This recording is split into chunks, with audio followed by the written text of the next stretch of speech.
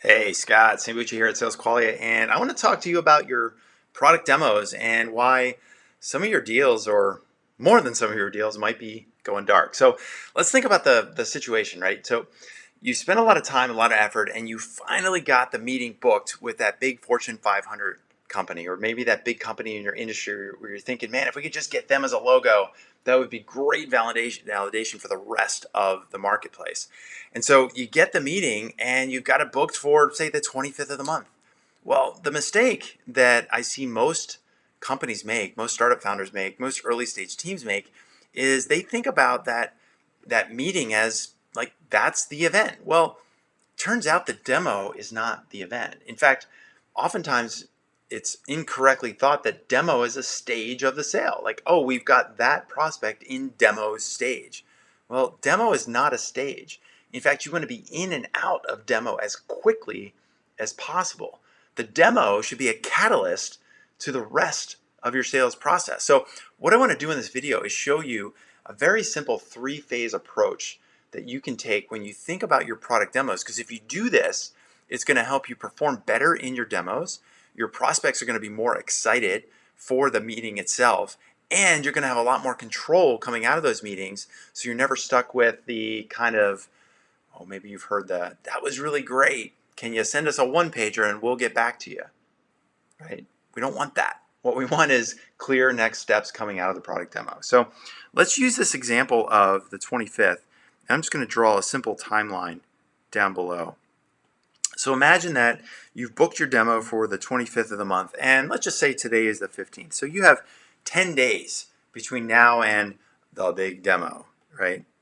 And again, this is when most people think about, okay, I booked the demo, and maybe an hour or two or a day or two, I'll kind of get things together and rehearse, and then we're really going to show them the platform, and we're really, really going to wow them. Well, that's a mistake, because the demo begins the moment that you get that prospect to sign up for the demo. Because immediately what you want to do is think about these next 10 days as your opportunity to warm them up so that they actually show up. I don't know if you ever had this situation where you book the demo, you're excited, and maybe a day or an hour or a minute before the demo is supposed to start, you get the email that, oh, sorry, I got to push, I double booked myself. Or they no show at all, and now you're stuck chasing for the next meeting that you spent 2 months getting in the first place. Because if you do these three things right, then that's going to allow you to move to what I call path to pay up. So let me explain this now that I've divided this out into three sections. So we have kind of section 1 here is pre-demo, section 2 is the demo itself, and section 3 is this post-demo sequence that you want to run. So in this warm-up phase, you want to concentrate on three key objectives.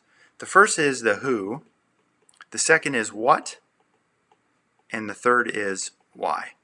Let me explain. So the who means that as soon as you book that demo, maybe you've got a champion on the other side or somebody that's helping you organize this demo, the first thing that you need to do is figure out who else is going to be in this demo, or who else should be in this demo. I remember many, many years ago when I was working at my second startup, I made this horrible mistake where I signed up a demo and I was all excited because it was a huge financial market company. And I thought there was only going to be 3 people there. And as soon as I launched the go-to meeting, all of a sudden it was bing, bing, bing, bing, bing. 17 more people showed up simply because I forgot to ask the person who set up the meeting who else is going to be there. Who else should I expect? And now I'm stuck running around trying to figure out who these people are, getting bombarded with questions throughout the demo, and I lost complete control of the conversation. So the first thing you want to do is figure out who else is going to be there or who else should be there. The second part is the what. And the what, by what I'm talking about here is you want to think about what are the priorities, what are the problems, what are the perspectives of the people that are going to be in this demo. What problems do they have? How do they view that problem, their perspective?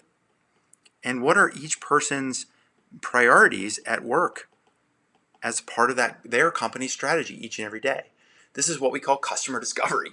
And too often we skip the step. We get so excited that we booked the demo and it's 10 days out that we move over to the next situation, or we move over to the next fire in our company, and then the last time we think about that demo maybe is the day before. And what we should be doing is diving deep into that prospect and talking to all the people that are going to be in that demo and ask them, what is your perception of this problem? What is your perspective of it? How do you think about this? What are your priorities each and every day? Because that information is going to help us configure that demo to talk to each person in the room. So now you know who's going to be there. Now you know what the problems, priorities, perspectives are. Then the last piece is this key element to getting people from warm up to show up. And it's basically why should they show?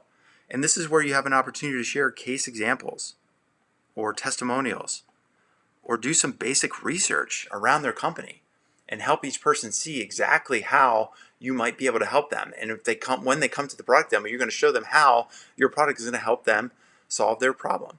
Giving them a why to show. Because again, if you're selling to executives, you're selling to senior level people at these target companies, they're oftentimes getting double, triple booked. They're getting bombarded every day with people pulling them in different directions. You've got to fight for that time. You have to give them a reason to show up. You have to give them a reason to say, this is my priority for the day. I'm not moving this meeting because I want to see what these guys got. Okay? So that's all in phase one. Phase two starts in the demo itself, and you actually, in phase two, you begin phase three even before you start phase two, which is the demo itself. What do I mean by that? Well, this is you keeping control of the sale by identifying what I call open loops. So notice coming out of this demo, we have momentum. We have a clear path and next steps. So going into the demo, you always want to future pace. These are the things that we're going to be showing you today. And after this meeting, these are the next steps that typically our clients tend to take after this demo. So what you've done is you've given yourself permission to follow up and keep control of the sales conversation.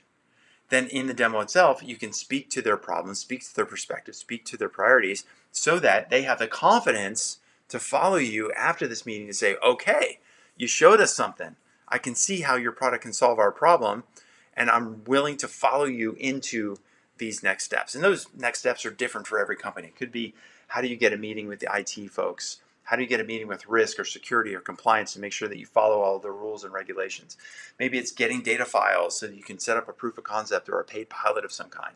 Whatever those next steps are, it's going to be different for every company. This is some of the things we work on with our clients every day to help identify what those next steps are, so that if you think about this three-phase process, phase one, this phase is all around getting clarity.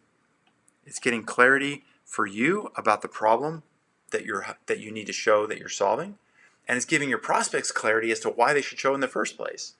The second piece, the demo, is all around giving them confidence, giving the prospect confidence to say, hey, these guys might be the solution to our problem, and I'm willing to follow them through these next steps.